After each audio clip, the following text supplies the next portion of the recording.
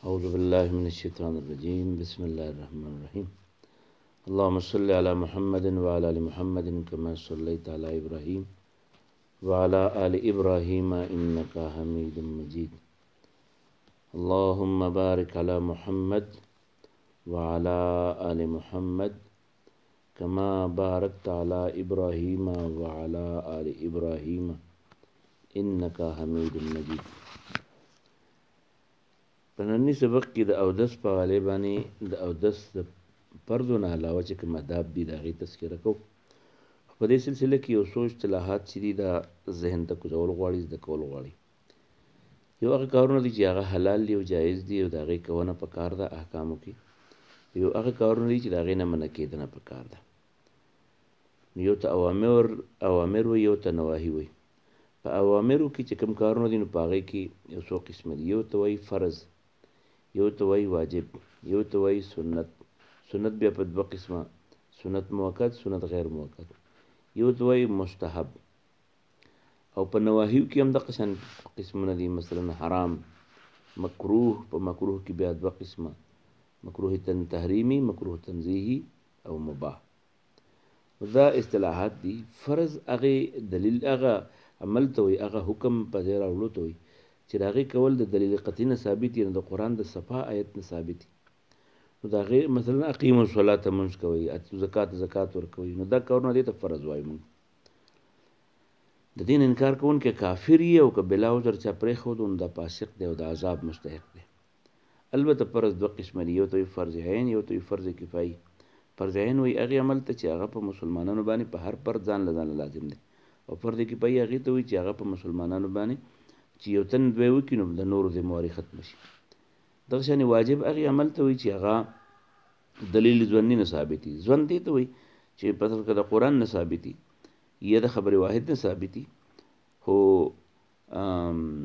د قرآن نه خلک ثابتوي، د هغې د آیت داسې ترجمه وشي چې څوک یو مفهوم والي، څوک بل مفهوم والي، دې ته هغه یو مفهوم والي نو په هغې باندې دې ته وایي ځواني دلیل دی ته وایي، نو هغې ته واجب وایي. او بل ته وایي سنت. سنت هغې کار ته وایي چې رسول الله صلی الله علیه وسلم په خپله کړی یا ادا کړی، نو د هغې ویلي یا پیغمبر صلی الله علیه وسلم چې دا کار داسې کوئ، نو بغیر د عذر نه دا هغې پرېښودل چې دي نو د سنت بلا عذر پرېښودل دي، نو دی ګنهګار دی.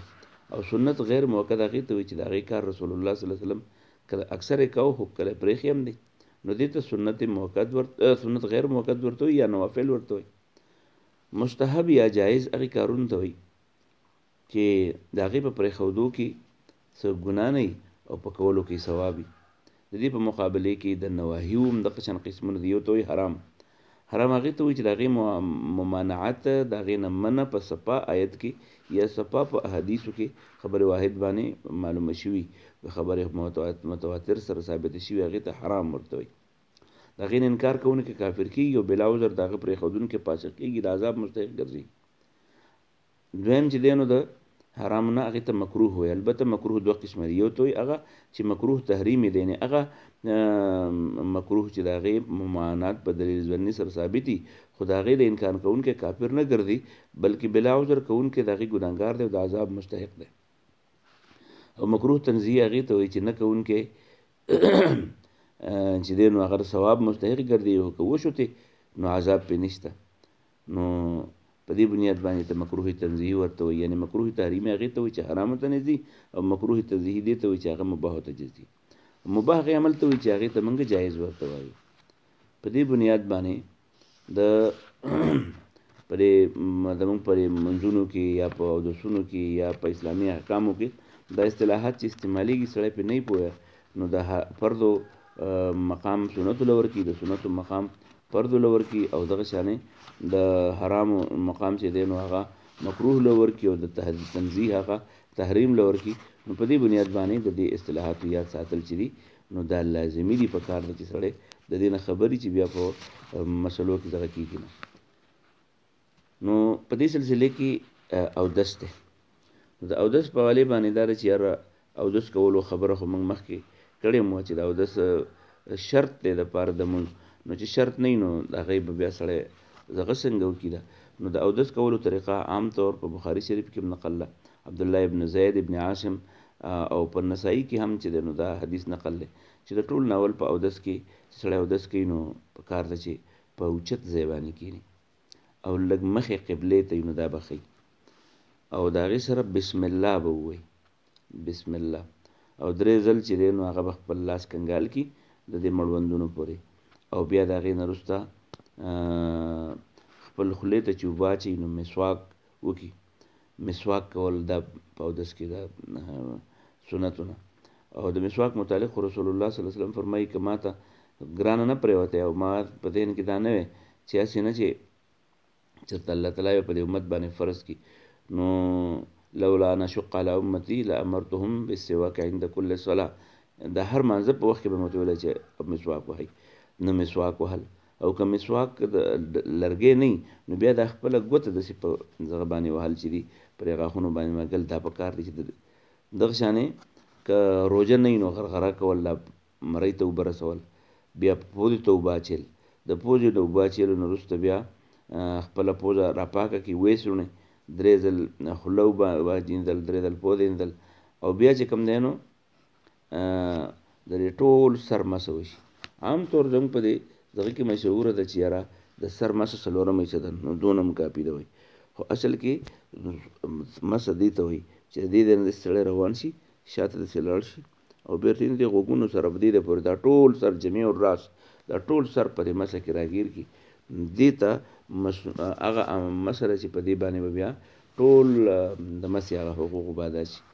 بیا د هغې نه وروسته چې کله دغه کړي نو د هغې نه وروسته بیا لاس ووینځي، د هغې لاس وینځلي بیا په دې لاسو کې چېرته ګوتمه ده یا ښځې دي بنګړي دي یا سړی د ګړۍ ده یا ښځه ده چېرته کړۍ اچېلې دي نو دا داسې واړی راواړی چې د الله ځګونه داسې شي داسې لامده شي.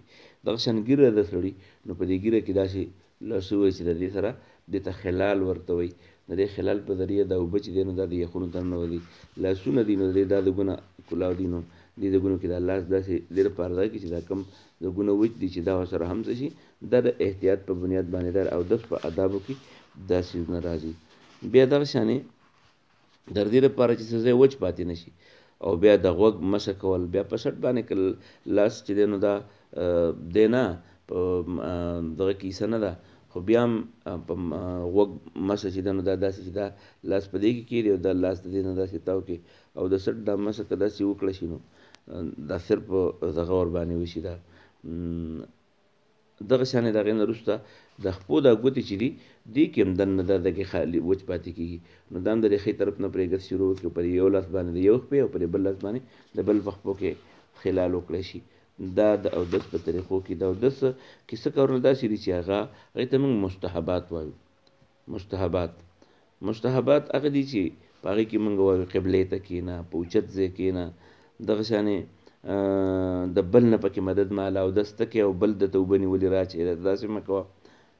دغه شانې د سټ دا مسه چې ده نو دا پکې مستحب. دغه شان د اودس نه مخکې بسم الله ویل، بسم الله العظیم والحمدلله علی دین الاسلام دا ویل، او چې څه کله زه ختم کړي اودس ختم شي نو اشهد ان لا اله الا الله واشهد ان محمدا عبده ورسوله اللهم اجعلني من التوابین واجعلني من المتطهرین واجعلني من عبادک الصالحین دا ویل.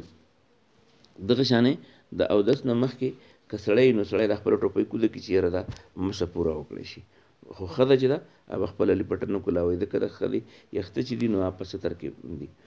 د دې نه علاوه چېرته چا په خولې کې څه چینګم چوپلی دی یا د اکثر زموږ خلک نسوار په خولې کې کېږي نو د دې په وجه باندې یا دغه کېږي دا پیاز وخوري یا داسې څیز وخوري یا ګرم څیز وخوري د هغې په وجه باندې د سړي د خولې هغه دغه خراب شوي نو په داسې حالت کې بیا په خولې کې اوبه واچوه، اودس ته ضرورت نشته، په خولې کې اوبه واچوه، غړغړه وکړه، بل د هغه دی نه اوبه ښکته واچوه، خپل مانځه باندې ودرېږه. او بیا د اودس نه وروسته تولیه استعمالول چې دي نو دا هم کولی شي. حضرت عایشه فرمایي رضی الله عنها چې د رسول الله صلی الله علیه وسلم خپل دغه شانې یو دغه وه به پکې کپړه او په هغې به ځان وچو. اودس ماتوي څه شی ماتوي نو په دې هم ځان پوهه کول غواړي. اودس چې د تشو میچادو یا د ډکو میچادو په ذریعه باندې په لار باندې څه شی مو ووتو، که هغه هوا ده، که هغه تشې میچادې دي، که ډکې میچادې دي، که چینجی هم دې ووتو په دغه لار باندې نو هغه څه شی شو اودس مات شو. دغه شانې موږ وایو چې وینه ودي، اگر چې بعض علما چې د وینې په وتو باندې اودس ماتول مناسب دغه نه ګڼي، ضروري نه ګڼي. دغه شانې الټۍ چې دي نو هغه سړی په ډکه خوله الټۍ وکړي نو دا اودس ماتوي. دغه شان سړی ویده شي او داسې ډډه یې لګولي نو په دې باندې هم اودس ماتېږي. یا نشه وکړي او هغه نشه د هغه ذهني توازن چې دی نو هغه بګاړ کړي نو په هغه نشه باندې هم اودس ماتېږي. سړی بېهوشه شي نو په دې دا هم اودس ماتوي. سړی لیونی شي دا هم اودس ماتوي. په منځه کې دونه په تېزه وخاندي چې د هغې په وجه باندې هغه تېزه خندا چې دی نو هغه هم اودس ماتوي چې بل یې واوري. دغه شانې په اودس کې څه کارونه دي چې هغې ته موږ مکروه ورته وایو. مکروه هغه کارونه دي مخکې موږ د هغې تعریف وکړو چې هغه په منځه کې کول د هغې بد ګڼل شوي دي. یو دا چې ځای پاک نه دی پس خاص ځای کې اودس کې اړول د پاک او د بدنې دا مکروه دي. دغه شانې په ښی لاس باندې پوزه پاکول زموږ د تعلیم یافته هلکان چې دي نو دوی د ښي او د ګس فرق نه کوي نو خولې ته اوبه په ګس لاس اچوي یا په ښي لاس اوبه واچوي نو په ګس لاس باندې مسواک وایي یا پوزې ته اوبه واچوي نو په ښي لاس باندې د هغې صفایي کوي یا چوڼي. نه په مکروه دي دا ناپسندیده دي چې په ښي لاس باندې سړی پوزه صفا کوي یا پوزې ته اوبه په تاو وراچي د هغې نه دارې وشي نورو خلکو ته وشي. دغه شانې د اوبو استعمال د ضرورت نه زیات سړی کوي. بعضې سړی چې دی لږ وهمي ټایپ وي نو بس اوبې دغه کړي او مسواک کوي اوبه بهیږي، مسواک وهي اوبه بهیږي. د اوبه بندې کړه او خپل مسواک پوره کړه بیا اوبه بېرته د ضرورت نه زیاتې اوبه استعمالول چې دا مکروه دي. دغه شان په د اودس په دوران کې داسې غیر ضروري خبرې چې اړل او په هغې باندې بحث کول، خندا بړقا کول دا پکې مکروه دي. اگر چې اودس پې ماتېږي نه خو مکروه دي پکې. دغه شانې په جومات ته لاړ شي په جومات کې خاص ځای ځان له کتلې لکه څنګه چې ګډه بیزه چې ده نو هغه وښه هغه ځي او په خاص ځای باندې کښېني نو په دې بنیاد باندې دغه شان بغیر ضرورت نه اودسونه بار بار کول دا هم ټیک نه دی. البته چې کله ته اودس وکړو او په دې دې یو مونځ وکړو تلاوت دې پې وکړو نو تا د اودس فضیلت بیا موندو. اوس که بل اودس کې خیر دی نو داسې اودس مکروه دی چې د سړي اودس یي نه پې مونځ کړی نه پې تلاوت کړی او بس یاره وایي بس په اودس کې ثواب دی. اودس کې ځان له ثواب خبر نه ده. اودس کې ثواب الله دی چې په هغې باندې چېرته یا پې تلاوت وکړي یا پې 2 رکعته نفل وکړي یا پې خپل یو د ټیم مونځ وکړي دا بنیاد باندې. دغه شانې چې یو څو مسلې او هغه دا چې که چېرته اودس د سړي مات شي نو نوی اودس به کوي دا مسله پکار سړي ته یاد وي. بله دا چې که فرض کړې یو سړی داسې چې د هغې ښځه ده یا سړی دی ګوتمی اچېل لایې چې کوم دی نو بنګړي اچېلي نو که هغه تنګ وي نو هغه داسې ړقول پکار وي چې یاره لاندې ځای ته وچ پاتې نه شي. دغه شان یو سړی دی هغه چېرته زخم بدن باندې زخم دی نو په هغې اوبه اچېلو باندې هغې ته نقصان نه شي نو په هغې زخم باندې داسې لاس راکاږه او چې بس دا مسه چې په زخم باندې هم خو که فرض که دا زخم داسې چې د دې باندې پټۍ او پټۍ که کولاوی بیا ته نه ځي نو په دې پټۍ د پاسه باندې لاس راکاږه دا هم د اودس په دې باندې مو شو. دغه شانې که د سړي برېت یا ګیره یا یخته دا دونه ګڼي چې د هغې دننه دا پوستکی په نظر نه راځي نو د هغې لاندې اوبه رسول مشکل وي نو په هغې ته اوبه ور واچوي او هغه پوستکی داسې ومږې نو دا رسول ضروري نه دی بلکې هغه یخته چې لامده شو بس دا د دې لاندې سرمن قایم مقام دی. بعضې سړی لګېدلی ګیره ده یا برید دی یا دا وریجې دي یا نو هغه داسې مږي چې دننه د یختو ته زه اوبه ورسوم که ونه رسېدې په دې دا یخته چې ولړ دي دا د دغې د سرمن قایم مقام دی. دغه شانې د بدن د څه ځای نه چېرته وینه لاړه شي پیپ تې لاړ شي نو د هغې پورې د هغې نه د اودس ضرورت نشته چې یاره هغه د خپل ځای نه خوځېدلی نه وي. دغه شانې بله مسله دا ده چې کله یو سړی دی هغه باندې داسې بیماري ولګي چې د هغه اډولې اودس ټینګېږي نه اودس یې اډوله ټینګېږي نه نو چې اودس یې نه ټینګېږي دا سړی بس چل کوي.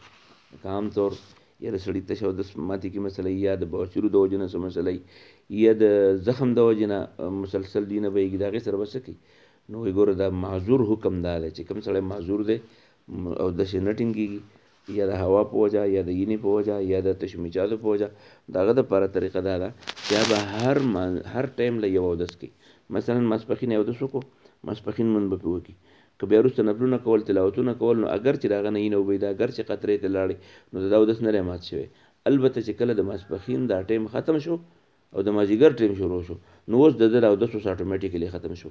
مازدیګر له به اوس ځان له بېل اودس وکړي بیا د مازدیګر مونځ به هم پرې وکړي د مازدیګر د مانځه نه وروسته چې څونه د اودس سره متعلقه کارونه دي نو هغه کولی شي ورباندې او نوی اودس ولرو. البته چې ماښام شو نو چې د ماښام ټیم داخل شو نو د مازدیګر اودس یې ختم شو به نوی اودس کوي.